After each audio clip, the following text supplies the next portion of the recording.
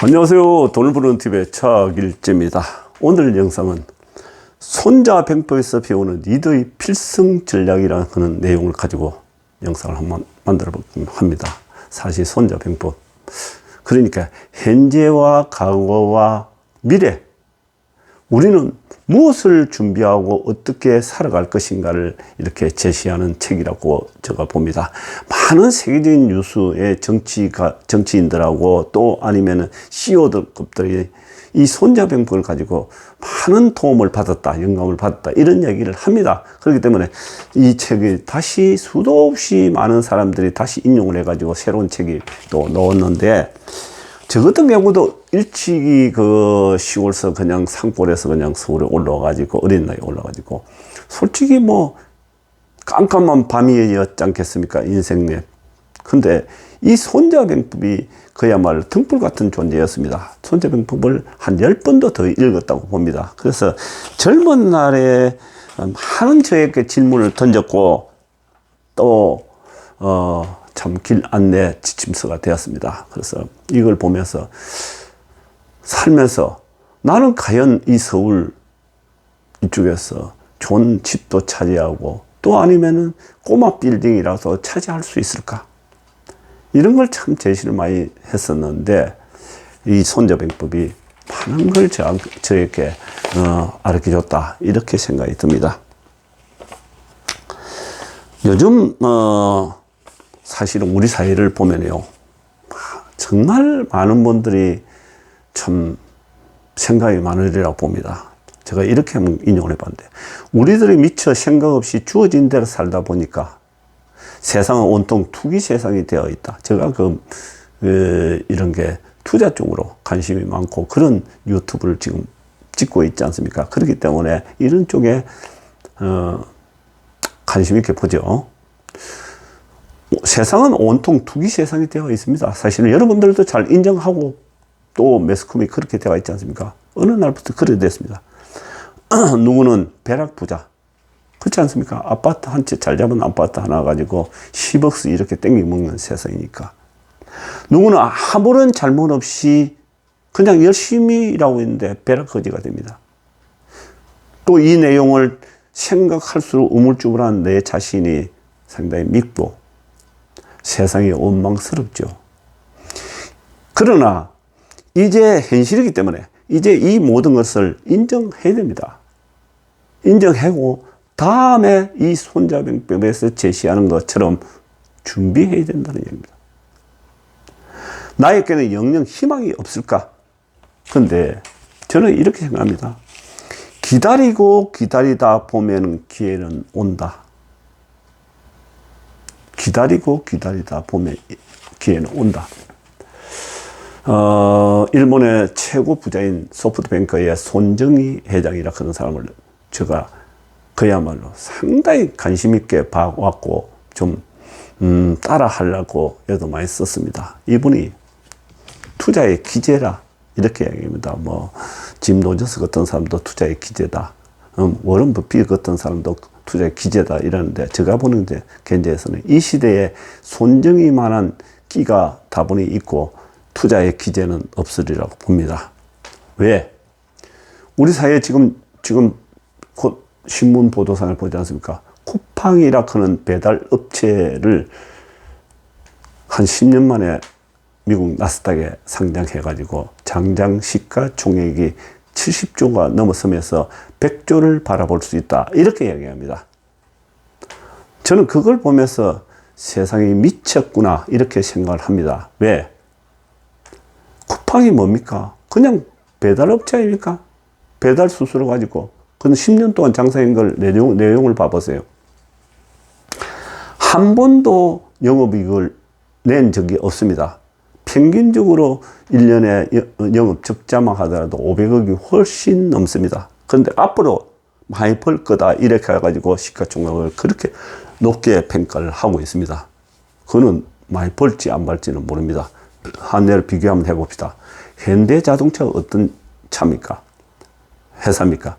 국내에 전체가 다 다니는 차를 보면 죄다 현대자동차일 겁니다. 그리고 해외를 돌아다니 보면 어느 곳이든지 현대자동차가 안 다니는 곳이 없습니다. 또 현대자동차 공장이 국내만 있는 것이 아니고 땅이 미국이다. 세계 어느 곳이든지 현대자동차 대리점도 있고 공장도 있고 있습니다. 그런 유수익 어마어마한 기업이 시가총액이 얼마입니까? 어제 보러 48조 정도밖에 안 됩니다. 근데 쿠팡이 배달 생긴데 신생기업 아닙니까?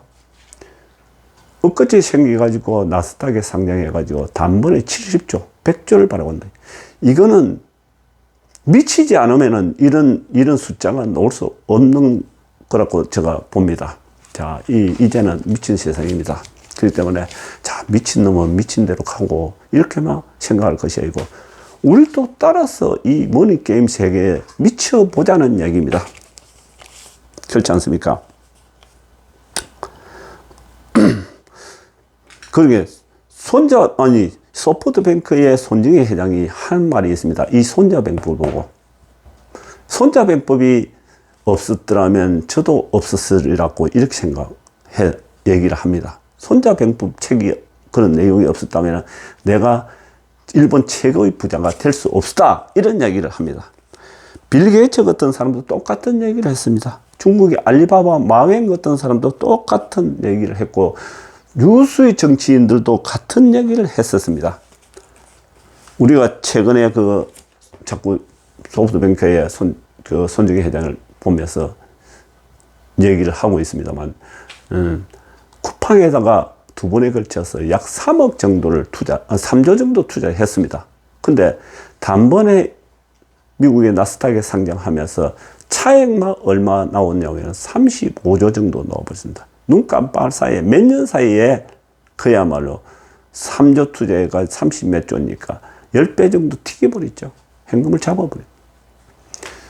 수년 전에 중국의 알리바바가 미국 나스닥에 상장하는 걸 아마 눈여겨봤을 겁니다. 그때 뭐라고 했습니까? 손정혜 회장이 훨씬 전에 알리바바가 중국의 거대 시장이 있기 때문에 이거는 분명히 어마어마하게 클 수 있겠다 해가지고 2,400억을 갖다 때려버렸습니다. 그게 투자를 했습니다. 지분을 잡았죠. 그래가지고 나스닥에 알리바바를 상장시키면서 단번에 얼마를 잡았냐면 44조를 땡겨버렸습니다. 손정혜가. 근데 손정혜 그걸로 끝났느냐? 지금 세계 스타트 기업에다가 어마무시하게 그렇게 뿌려놓고 있습니다. 황금 씨앗을 뿌리고 있습니다. 이 사람이 그러면 경영은 그렇게 뛰어났냐? 경영은 안 그렇습니다. 작년에 그야말로 그냥 엄청나게 손실을 봤습니다. 그래가지고 작년 11월 달에 이렇게 나도 늙었구나 이래가지고 있는 일본 내라든지 세계 유수의 기업들 건물들 팔아가지고 약 현금을 88조 정도 챙겨가지고 앞으로 한 3개월 이내 지나온 겨울 3개월 동안 그야말로 대재앙이 올 수 있다 이렇게 예측을 했습니다. 사실 예측 빗나갔죠. 예측이란 것은 예측이죠. 뭐. 그런 사람이 근데 배팅 투자는 끝내준다는 얘기입니다. 자, 우리는 배울 것은 바로 손정혜의 그야말로 매와 같은 배트 돈 될 만한 걸 찾아서 그야말로 딱 찍어 거기에 투자하는 그걸 우리는 배워야 된다는 얘기입니다. 일본을 돌아봅니다. 제가 굉장히 관심이 많아가지고 이 투자책을 많이 봤는데요.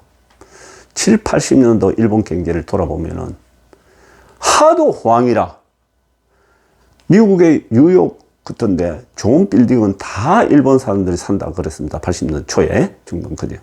그래서 하는 소리가 일본 돈만 어느 정도만 챙겨가지고 미국 전체를 사고도 남는다. 이런 얘기 아마 보셨을 겁니다. 그렇게 대호황을 누리고 진짜 주식이고 부동산이고 부동산이 어마무시하게 올라갔습니다. 그 그래프를 보면요. 그러면서 80년대 중후반에 어떻게 됐습니까? 내리막길을 끊기 시작해가지고 잃어버린 10년 겠다가 잃어버린 20년 잃어버린 30년을 가고 있는 중입니다. 가고 있는데 부동산은 어떻게 떨어지냐? 부동산이 80%, 주식도 80% 정도, 고점 대비 80% 넘게 떨어지고, 부동산은 그 일본 초시내권을 빼고 외곽, 시내권까지도 빈집이 많이 남아가지고, 빈집만 하더라도 아마 여러분들도 많이 들었을 겁니다. 1200만 호가 넘는 빈집이 생겨났다. 지금도 약 한 800만 호가 있습니다. 지금 일본에 빈집이. 엄청납니다. 엄청나고, 부동산을 그냥 그대로 전원주택 같은 거는 그냥 공짜로 가져가라 하는 사이트가 상당히 많습니다. 관리가 안 돼가지고 있습니다. 주식이 최근에 와가지고 좀 올라가 있지, 실질적으로 작년까지 그래프를 보면, 월봉을 보면은 어마무시해서 겁이 딱 날 정도입니다. 자, 앞으로 우리는 준비해야 됩니다. 우리는, 지금 우리 사회가 어떻게 됐습니까? 실물 경제는 엉망인데, 오로지 먼저 얘기 드렸지만은 더 투기 세상입니다. 아파트 값이 천냥무지로 올라갔고, 심지어 뭐 돈 2, 3억, 한 3억짜리 하던 게 10m, 20m, 30m. 아파트 한 채가 뭐 100억씩 나간다 그런 것도 있다 하는데, 이건 말도 대단한 얘기입니다.